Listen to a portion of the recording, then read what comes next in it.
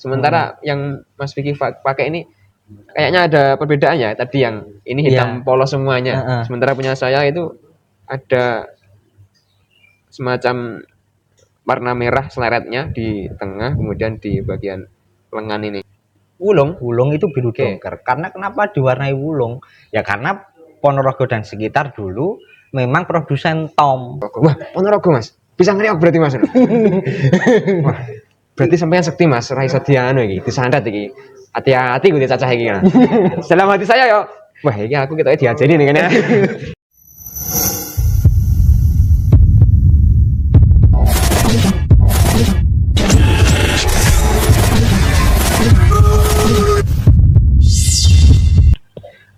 Kalau untuk filosofi dari masing-masing aksesoris kelengkapan busana Ponorogo, itu kan ada yang dari atas ada iket ya. Itu nyebutnya sebenarnya iket, udeng atau blangkon Mas?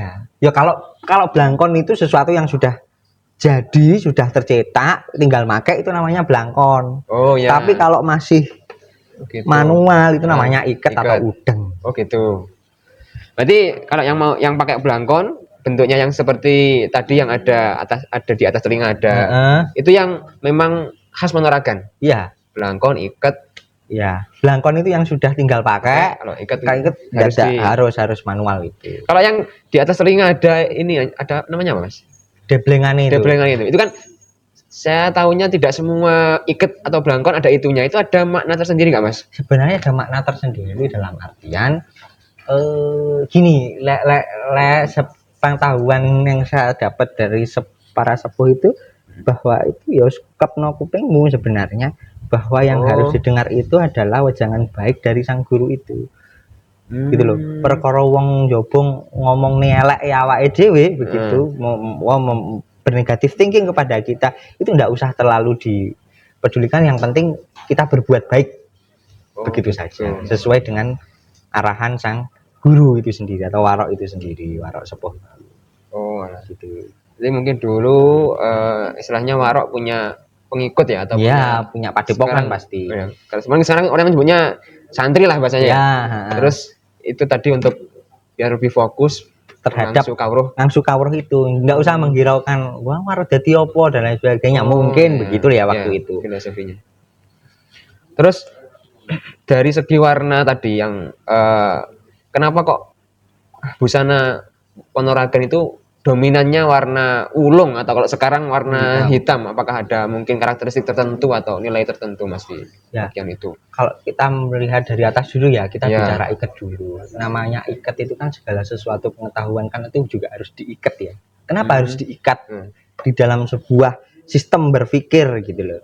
Ada sistem ada metodologinya. Kenapa harus diikat dengan metodologi berpikir, sistemnya dan lain sebagainya? Supaya apa? Ben mudeng. Udeng itu kan adalah sane pane ben mudeng gitu loh. Gitu. Pengetahuan itu dicari, kemudian diikat, diramu dalam sebuah metodologi dan sistematika tertentu sehingga biar kita paham mudeng akan apa? Akan potensi diri sendiri. Karena memaknai Ponorogo itu adalah pono itu ngerti, rogo itu pribadi, mengetahui potensi diri kita seperti apa. Ketika kita sudah mengetahui potensi diri kita itu, kita mau ngapain kan enak. Skillku ki apa sih? Kan begitu. Lebih enak. Kalau katanya Mas Hanif nih, kalau di pesantren itu barang siapa mengetahui dirinya maka akan mengetahui atau memahami Tuhannya. Mungkin ya. Mungkin seperti itu sama. Sekarang ya di cocok ya. Iya Mas Hanif. Kan jadi pernah mondok Mas. Iya. Man arafa nafsahu faqat arafa rabbahu. Nah, itu katanya Gus Hanif itu loh. Seperti itu ya, Ponorogo. Ya. Kalau kemudian tadi kan menyebut usus-usus atau olor, kemudian sabuk otok ya namanya Mas, yang besar itu ya. Itu dari bahan apa? Kulit kah?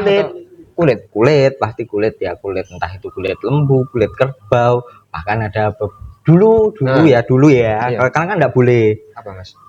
Kulit harimau. Dilindungi sekarang ya. Ya kalau zaman sebelum kemerdekaan masih banyak. Tapi kan setelah ada regulasi itu kan tentunya kan juga tidak boleh. Memang dulu ada yang seperti harimau.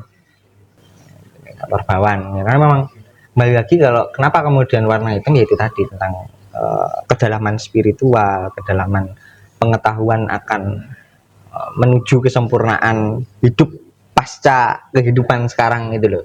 Mana lek kasampurnane ngurip, kasampurnane ngagesang kan disimbolkan dengan kedalaman spiritual atau kedalaman semesta dengan hitam itu tadi. Itu hitam. Makanya kalau orang luar kan memandang ketika kita pakai misalnya orang ngeri lah. Iya. Ini mana? Ini kata Lah makanya kan sakti. dianggap gini loh. Pasti orang Ponorogo kalau kemanapun bawa penadan pasti dikira dukun. Nah betul ini. Wah, ini langsung dicurigai ini. Loh. Dan gini, orang Ponorogo itu kemanapun tempat ya di Bandung pasti dianggap kita itu tahu tentang hal-hal seperti itu. Iya betul Mas. Ponorogo sakti berarti. Itu stigma bagi saya stigma positif ya sebenarnya. Ya. Iya kan, kita bisa membranding diri kita sebagai warga Ponorogo. Kita punya banyak privilege jadinya. Lu Mas, kok lu nganggo penatur. Pak, wong arep ngapusi ora wani. Lah itu mau ngapa-ngapain pikir 2 kali. Makanya ketika kemudian kita dianggap di lembah kotoran itu tadi, dianggap wong hitam lah. Tapi sebenarnya dalamnya putih. Gitu loh.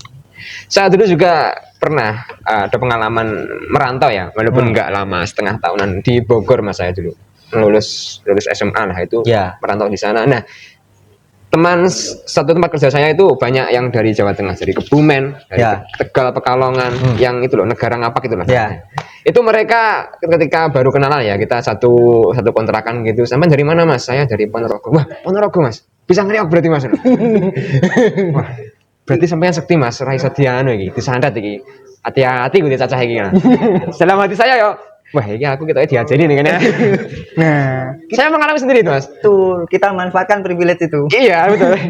Dikiranya orang Ponorogo semua itu bisa barong, sakti semuanya, dekat dengan hal-hal mistis. Dia punya kekuatan supranatural. Ya separuh sebuah keuntungan bagi kita lah. Ini orang mau berbuat jahat mungkin pikir 2 kali kalau kita dari Ponorogo. Ya walaupun mungkin ada ya orang-orang Ponorogo yang dalam tanda kutip punya keistimewaan seperti itu ya. Benar. Cuma kan kalau secara umum kan ya kita sesama manusia tidak semuanya memiliki kedekatan dengan hal semacam itu. Mungkin di kawan-kawan yang lain juga pernah merasakan ketika merantau ya, entah di luar pulau, bahkan di Kalimantan, di Sumatera itu kan banyak cerita-cerita teman yang merantau kemudian pulang itu ketika di sana tahu dari Ponorogo, dikiranya orang Ponorogo itu semuanya punya kesaktian mistis ya. Gara-gara tadi kedekatan dengan warok atau reok penadon tadi juga. Kalau yang bagian usus-usus atau olornya tadi kolor Mas. Kolor atau usus itu sebenarnya punya fungsi sebagai senjatakah atau hanya untuk aksesoris pelengkap? Kalau secara folklore, itu adalah senjatanya warok. Oh gitu. Ya, senjata warok ketika anak beboyo di sabet nih. Karena dulu itu usus-usus itu konon ya bisa dibaca di beberapa cerita tentang warok itu. Ini karena basicnya folklore. Itu dari kulit ari kelor. Nah, kulit ari kan katanya dulu kalau ada orang sakti betul kelor kok kesaktiannya rontok kan begitu. Akhirnya kemudian membuat usus-usus dari kulit ari kelor itu. Konon katanya begitu. Gitu. Tapi seiring berkembangnya waktu kan kalau menggunakan itu kan mungkin belum ada setahun sudah rusak dan lain sebagainya, mungkin menggunakan lawe wenang begitu. Gitu. Nah, kalau Mbah Mujab itu kan mendeskripsikan ada salah satu buku, saya dengar itu bukunya Mbah Mujab ya, tapi disebut itu namanya Kimumo Supo begitu di bukunya itu. Itu membahas nilai filosofis dari atas sampai bawah itu menggunakan cara pandang yang agak religi begitu. Misal ususun dari kata usus-usus dari kata ususun sebagai dasar dan lain sebagainya. Panadon dari kata fanadaun untuk memanggil dan lain sebagainya, memanggil terhadap kejalan amar ma'ruf nahi mungkarnya. Ada buku seperti itu ada gitu loh. Ada sentuhan Islamnya religinya. Oke. Gitu. Nah, tapi tidak menutup kemungkinan ya memang si kolor itu digunakan hanya untuk keadaan darurat begitu. Kan kita nggak bawa apa-apa nih. Nah, kayak gitu yang ada itu jadikan senjata. Meskipun dulu itu warok itu juga punya senjata. Entah itu keris, entah itu mote. Kalau dulu memang mote itu semacam golok Golok. Semacam golok tapi ada bentuk yang berbeda lah. Nah mungkin bisa Sampai tampilkan Mas ya? di segmen Mode. selanjutnya siapapun mungkin Oke, bisa siap. ya. Mode. Bagus. Tentang mode itu sendiri. Keris sama mode berarti ada dua pilihan kalau senjata. Ya, kalau keris itu memang mungkin ya warok-warok yang ningrat itu mungkin pakai keris begitu, tapi warok yang memang benar-benar warok yang lebih merakyat itu pakai mode biasanya. Gitu. Sabuk odok. Ada beberapa juga yang mengartikan sabuk odok ini sebagai bahwa untuk mengikat nafsu luamah itu sendiri, nafsu-nafsu itu, sehingga nafsu itu bisa dikendalikan dengan sabuk otok. Itu ada juga yang mengatakan otok itu fatakilah, itu juga ada. Fatakilah. Otok utuk gitu loh. Takwa gitu, tentang hubungan ada gitu, tapi ya boleh-boleh sah-sah saja. Kita itu multi tafsir kok, open tafsir gitu loh. Siap. Open interpretation gitu di wilayah hal ini. Berarti memang sabuk otok dan apa yang namanya tadi usus-usus ya, itu dari segi folklore ada kemungkinan yang dipakai untuk senjata ketika gangguan, ketika ada ancaman bagi para warok ya. Soalnya kan pas saya nonton Riok yang festival itu kan ada bagian ketika warok nari. Nah itu kan ada semacam koreografi bahwa ususnya itu digunakan untuk sebagai senjata. Ya, benar, di situ. Benar. Itu ternyata selain itu juga ada mode, ada keris juga. Kemudian sepengetahuan saya kan belum, ketika saya kecil itu atau saya menginjak remaja ya, belum ada aturan tentang bahwa ASN atau mungkin PNS itu harus menggunakan di Ponorogo ya, atas perintah dari Pemkab itu harus menggunakan busana khas Ponorogo, dan itu adalah penadon dan semua kelengkapannya di hari tertentu. Nah itu saya tahunya kayaknya pas saya sudah dewasa Mas ya. Itu apa salah satu usaha dari pemerintah sendiri untuk melindungi jangan sampai budaya ini nggak lestari. Betul. Anak muda jangan sampai nggak ingat atau nggak mengetahui bahwa kita punya busana khas Ponorogo. Betul sekali. Salah satunya adalah untuk pelestarian itu sendiri, karena itu kan juga menjadi satu kesatuan dari Riok itu sendiri.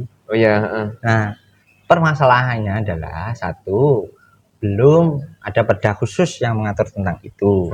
Terus kemudian ini juga belum terdaftarkan sebagai warisan budaya bagi Ponorogo itu sendiri. Harusnya kan bisa ya? Didaftarkan, entah itu dihakikan, entah itu busana kelengkapan Ponorogo. Jangan sampai ini pun juga diklaim oleh bosok kadung diklaim oleh negara lain, kabupaten lain lah misalkan. Kita baru bergerak, tapi sebelumnya itu harus ada upaya preventif tentang itu gitu loh. Betul, mungkin diawali dengan kajian terus kemudian dibentuk regulasinya, terus kemudian ini didaftarkan dulu ke biar ini piye ya caranya, entah itu haki, entah itu kemudian di warisan budaya itu gitu. Betul.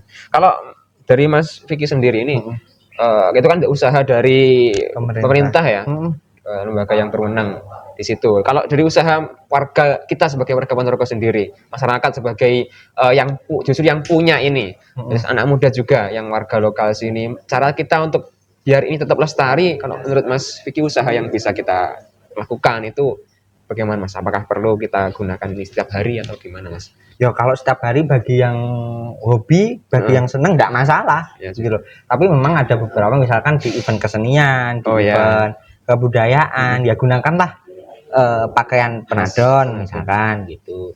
Atau mungkin kemarin itu ada loh beberapa kelompok pemuda waktu hari raya itu. Iya. Purworejo kalau nggak salah ya. Oh iya, ada videonya Mas. Ada videonya, itu viral banget, yang keren banget bagi kami.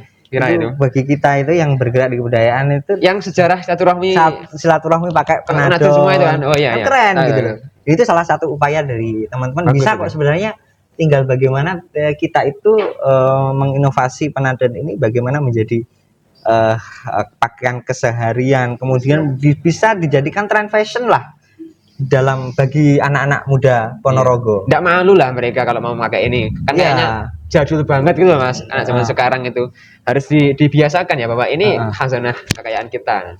Nah, karena gini, kalau kita bicara kita harus melestarikan budaya, tapi dalam keseharian pun mau tidak mau kita itu dijajah oleh kebudayaan lain, terutama betul. kebudayaan Western ya. Nah, betul. Saya aja hari ini terjajah kok, pakai jeans, itu terjajah. Harusnya pakai kompor Mas. Harusnya pakai Converse, pakai tinggian gitu loh. Ya, intermezzo saja tadi. Iya. Ya, dalam semakin ya anak muda zaman sekarang mungkin banyak yang terbuka juga. Mereka sebagian juga saya lihat makin terbiasa untuk pakai. Betul. Bahkan teman-teman busana ini. adik-adik mahasiswa, adik-adik pelajar yang ada di luar, yang nenek moyangnya Ponorogo bahkan, atau mungkin mereka dari Ponorogo yang studi di luar kota, di luar negeri, mereka juga sudah sering kok pakai. Oh gitu ya. Iya, sebagai identitas itu kayaknya dalam beberapa kesempatan banyak gitu. Oh, iya. Salah satu ajang promosi juga. Iya, gitu, ajang promosi kebudayaan. Nah, ini kan di luar negeri atau di luar kota pakai penadon ketika kuliah atau ketika acara resmi kan orang jadi tergerak pengen tahu lah. Makanya memang ini busana apa? Nah, memang perlu adanya influencer ya, terutama mungkin dari anak-anak muda yang mungkin bisa dari Kakang Sendo dan lain sebagainya, bagaimana mempromosikan busana khas ini menjadi tren fashion gitu loh, bagi kaula muda. Ini juga PR bagi kita semua ya, terutama anak-anak muda yang bergerak di bidang budaya begitu. Iya. Terus Mas, tadi kembali ke bagian kaos tadi Mas ya. Kalau dulu kan putih Mas ya. Nah, sekarang kan itu sebenarnya bebas mau pakai kaos apa aja, apakah memang ada ada bakunya bahwa kaosnya harus warna apa, putih kah, warna loreng merah putih, atau sekarang malah banyak yang hitam yang pakai kaos gerbek suro dan sebagainya. Itu yang baku ada nggak atau gimana Mas? Kalau kita bicara kesepakatan dulu yang dulu itu ya memang putih. Oh, putih ya. Putih. Tapi misalkan hari ini seperti yang sudah katakan dari awal kan, jadi seni budaya itu kan fleksibel dan dinamis. Kalau rigid itu pasti dogma dan doktrin ya. Iya. Jadi boleh saja asalkan tidak tercerabut dari akar kebudayaan itu sendiri. Misalkan begini, saya pakai hitam kenapa? Aku kan jawaban jero memang wong irang belum boleh dengan alasan apapun boleh. Banyak kesalahan. Aku belum mampu memakai pakaian putih, tidak patut. Boleh saja. Dalam artian selagi tidak mencerabut itu dari akar tradisi. Saya rasa kalau misalkan kaos no problem sih, kecuali penadon ini diberi batik, diberi seleret, motif dengan motif yang tidak lagi sesuai dengan peruntukannya. Beberapa kali saya juga melihat sih dikasih emblem atau label nerno lah, sing geng apalah, nah ini ditempelin ning penadon, jadi malah estetikanya malah berkurang. Sebenarnya no problem ya, itu menjadi identitas komunitas dan lain sebagainya, tidak apa-apa. Yang penting jangan merubah esensi dari penadon itu sendiri. Saya rasa itu justru menjadi itu menjadi peluang juga sebenarnya untuk menjadikan penadon sebagai tren fashion bagi anak muda gitu loh. Jadi kreativitasnya terwadai gitu. Tapi ya kembali lagi yang penting jangan mencerabut dari akar kebudayaan.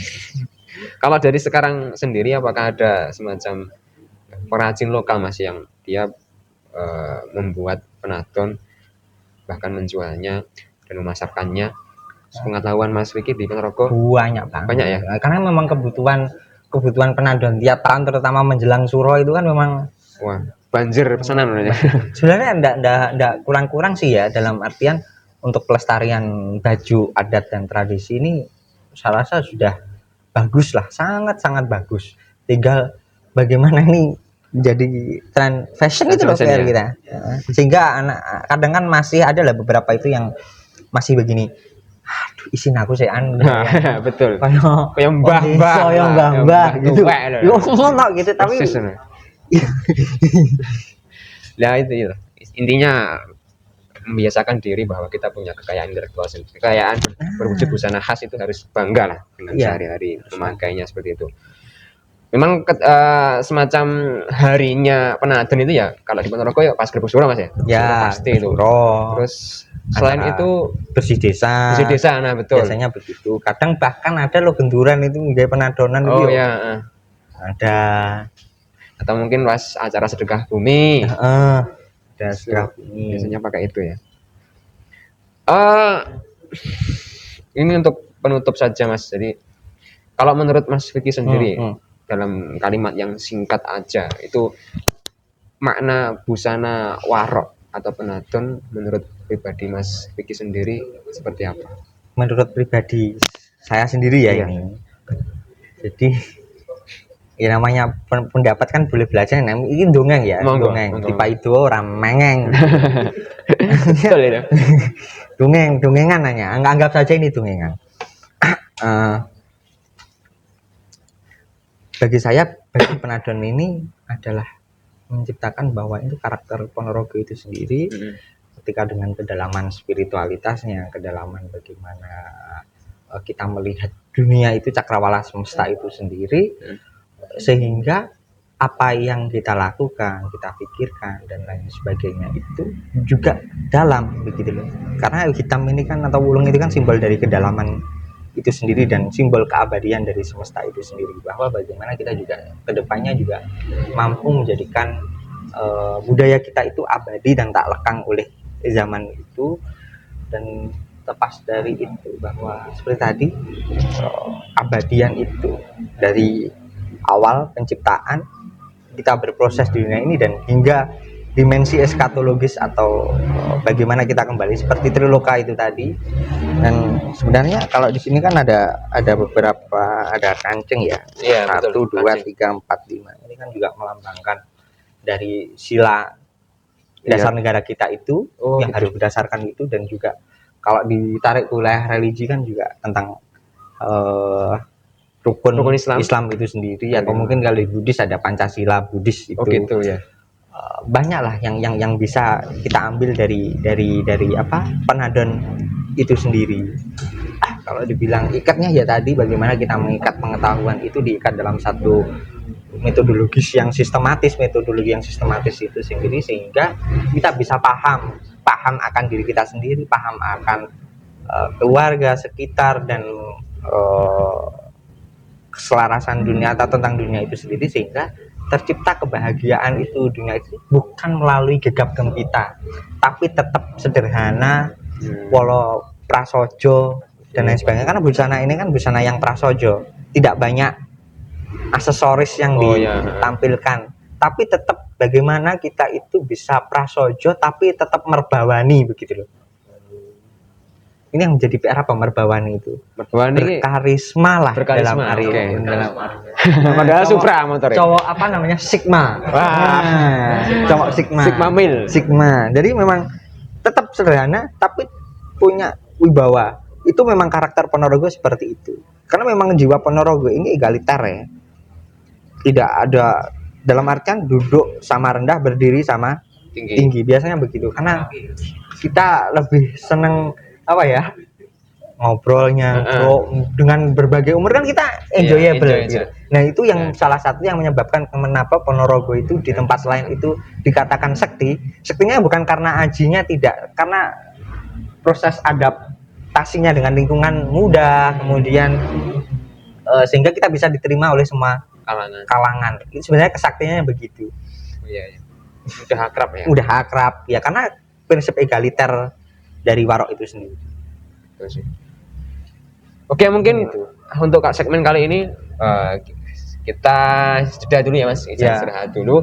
Terima kasih Mas Vicky. Mas Rofiki mana? Ya. Mas Rofiki Maulana ya. Ya.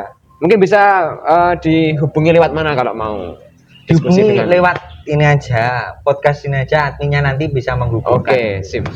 Masuk. Nah, untuk anak muda semuanya, silahkan mulai, kita harus bangga, kita budayakan untuk memakai busana khas daerah kita sendiri, yaitu budaya busana penadon. Nah, jangan malu.